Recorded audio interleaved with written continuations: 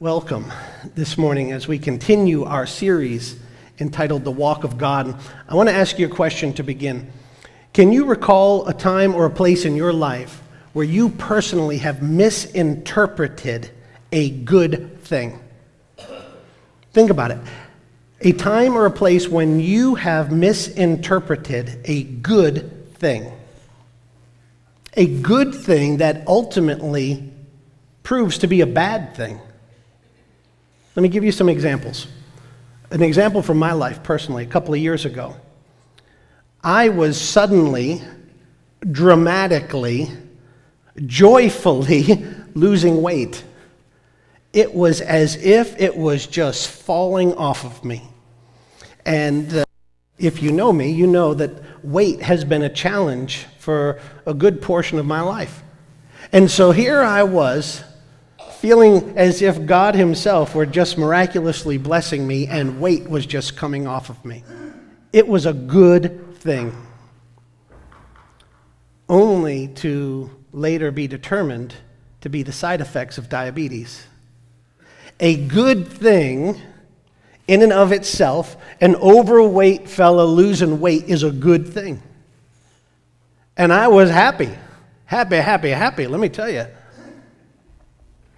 Only to later realize that the good thing was really a bad thing if you connected it to its source. Another example, child predators. What's wrong with being nice to a little child? Absolutely nothing in and of itself. You have a problem with being nice to children? What kind of barbarian are you? I have no problem with being nice to children. However, when being nice to children is a means to empower the predatory actions that follow, now I got a problem because the good thing is actually a bad thing when you connect it to its source. Play that out in a lot of ways. Date rape. He's a gentleman. He's a devil. You mean you don't like the show of chivalry? Not when it's a means to that end. Then that good thing is a bad thing. I ask you again, have you ever misinterpreted a good thing in your life? I'll tell you why I ask.